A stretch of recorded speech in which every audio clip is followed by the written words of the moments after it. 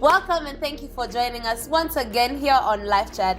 I'm your girl Kim Wanji, and today we're diving into a very interesting discussion, the P31 man, which is which is a recap from what we had last time, which was the P31 woman, and we'll just add on more meat to what we already discussed. It was skeleton, flesh and bone, but now we're adding more meat to our discussion for the day. Because, I mean, Proverbs 31 and the Bible was not written for only one person, or one gender, one sex. It was written for all of us. So, what do you, actually, I love the way I've heard you express Proverbs 31 man, and you're like, whoa. Well, let me pick up from a recap on what Pastor Tabitha went through last week, where she said Proverbs 31 is not a checklist for the woman, but it is a challenge for the man. Yeah. So this Proverbs 31 woman, embodied and stated in Proverbs 31, is a challenge to them. How do you guys feel about it? I mean, have you stopped using it as a checklist and you've seen the challenge, or you feel a bit shaken about now how you approach it now? Personally, I would say that's quite a challenge, and for the longest time we have not had anyone talk about Proverbs 31 man. It has all been about the Proverbs 31 woman. And I think we need to go back to the drawing board and actually put this on the table and discuss, see what actually is expected of us, what is actually presented. Because when you look at Proverbs 31, from verse 1 to 9, is actually addressing the man. Then comes in the woman. And I feel like, I do agree that it's not a checklist. It is an expectation and a standard that God has set for each and every one of us. Mm-hmm. When two people come together, there's what God expects of them. And I think that is just a reflection of that particular expectation that has been put there by God for us. Yeah, and personally, I actually do agree with what actually Pastor Tabitha mentioned about how it shouldn't be a checklist. But I think it's a challenge to us as men, first of all, that are you the best man for this Proverbs 31 woman? Are you the man who is worthy of that kind of woman? I think in just even how you just articulate yourself, in just the things that you do daily, the daily habits that you actually do, you seek God daily more for to be able to lead this woman in the first place. I think for me that it's a really challenging a point for me that I've taken actually. Yeah. And you've just preempted the question of, are you the kind of man that this woman deserves? Yes. Are your standards? Because Proverbs 31 embodies such an amazing high standard woman who, yes, can do it on her own, but the Bible has encouraged those principles to be for marriage, to be for the family setup, where she's her husband, and her children. And she is the perfect embodiment, or rather not perfect, but the standard embodiment for our present day woman. So are you, or would you say you're walking up to be the man that this woman deserves? That's a challenge. But yeah, in a nutshell, I think we're all work in progress, all of us. So for me, in my opinion, I think we have to just take the challenge. Like, we just understand what the challenge is all about and take it. Because I think, and then at the end of the day, even our salvation, we're working it out, right? So even in terms of marriage and relationships, God has just given us a decree. He's given us the blueprint. So now it's for us to now plug in and really just execute at the best that we can.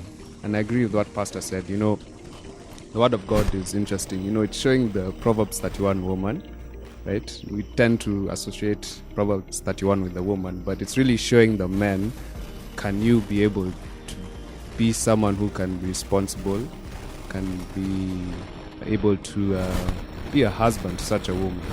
That's a high level of standard. So it's really a good challenge. For me personally, I'm a work in progress for sure. And I know one day I'll make it someday. At the end of the day, it started with us thinking it's a mindset shift. You think as a king now, as a man. It's a mindset shift. It's not really that we're a king, like we're on a throne like King David. It's a mindset shift. would a king do that? Would a king think this way? So yeah, it's also a good challenge if you think of it. You're a king. You can actually call yourself a king. Like, think positively. Yeah, it's cool. I actually think the challenge starts with the guy, because mika kachali sisi pata dem si deserve. Actually ni mimi na determine dem mwenye nitapata. Unaona, if I'm a joker, I get a joker. If I'm a serious dude, ta dem serious. Na kwanga hivyo hakuna kitu ina happen out of the blue. Yeah. I actually agree with you, because like in the Bible, Proverbs 31 verse 3 talks about the kind of women that men decide to. You're told, do not, as a man, the man was being advised by the mother that do not associate yourself with loose women, because out of that you will obviously get that loose woman. But if you want and you desire this Proverbs 31 woman, you need to take another direction, take another step. And I guess I think that's where we're all going in, right? Yeah, and I think also just so shortly, sorry for that. On that point, maturity attracts maturity. If you are mature, then what would be attracted to you will be as well mature. Even definitely even in the people who you interact with, but most especially even for the wife with whom you actually would love to pursue. Definitely, you can expect a high level when you're, the level with which you're operating in is, it's below standard level.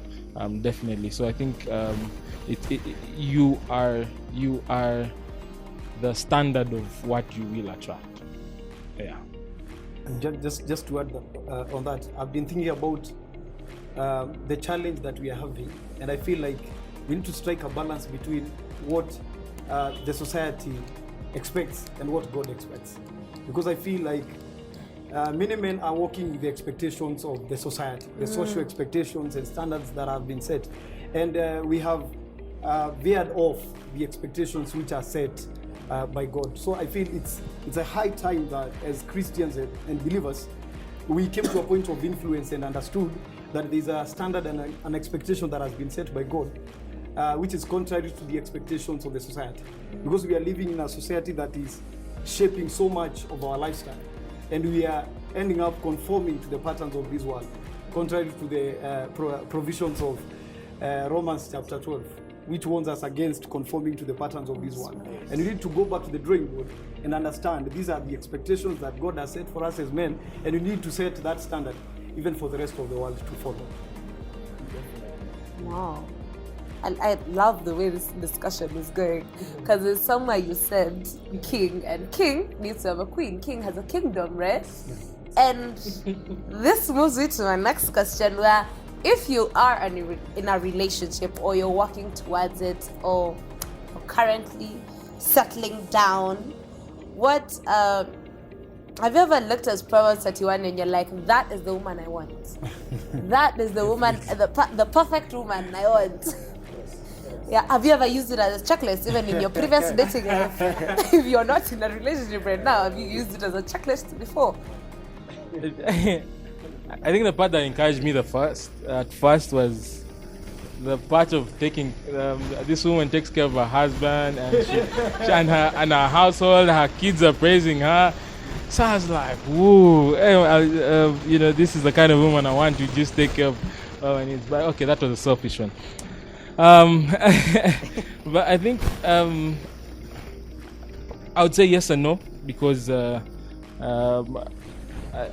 when a guy, first of all, has seen a lady that he's interested in, okay, let me say Mark. When Mark saw a lady he's interested in, definitely some factors played to that interest that I could see. Perhaps maybe they couldn't have been one by one, that this is a checklist or so, but I could see that these are elements with which I can see growth in this person. I can see this person is actually working with God at a pace with which I'm also actually maybe also working with God in. So I think for me it's not necessarily a checklist to say that I would dismiss anyone, because as well we're all being sanctified, even as Hebrews chapter 10 says, to be more like Christ. So that means I can't over expect, because as well that could, if I over expect from her, then that as well should be the standard that with which I've set. So yeah, that's what would be my response for that. Just to respond to that question, I feel like first of all we need to answer the question of why are you getting into this space. Young people, get into that space of a relationship without a definition of why am I getting into it. Some get into it because of so many reasons, but the bottom line should be something that is moving towards marriage, because that is the expectation. That is the only thing that God has said for a partnership between a man and a woman. And in most cases, many of us have not set these standards because the reasons as to why we wanted to get into that space of that relationship was not the right reason. But for many Christians, even friends that I've interacted with, they always say this, I've met the Proverbs that one woman. So it works as a checklist to so many men, especially those who are in the context of church. But as you pose the challenge, we need to ask ourselves as men, are we the reflection of what we want to see? Yes. But I can agree that indeed it has been used as a checklist. I've used it as a checklist before. So what you expect versus reality, Yes. and then now what you expect, put it into reality. Yes.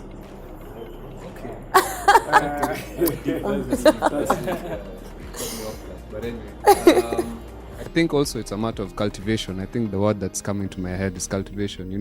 It's not just a one-way street. And then I think also the man, if you know a Proverbs 31 woman is your target, but you don't always get the full package. You understand? Reality now checks in. You have that checklist, because I would use that as a blueprint, but reality checks in, and you have to now understand what are the things that are of potential if I as a man live up to that reflection of God's word, so that that woman who I see in her, who Christ can transform her to become, can come out, So it's a matter of cultivation as a man, At the end of the day, the role of the man is really, it's a king role. So kingdom, it means you're constantly cultivating. And then just to add on what Patrick was saying, which is very important, intention. You have to be very intentional from the start in respect to why you're entering that relationship. Because intention is now, it helps you avoid now the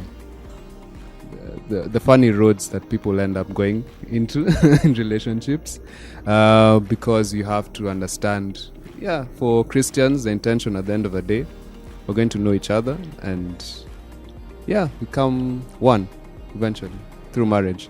So it's a matter of understanding that from the start and building and cultivating that. So that's the word. Wow.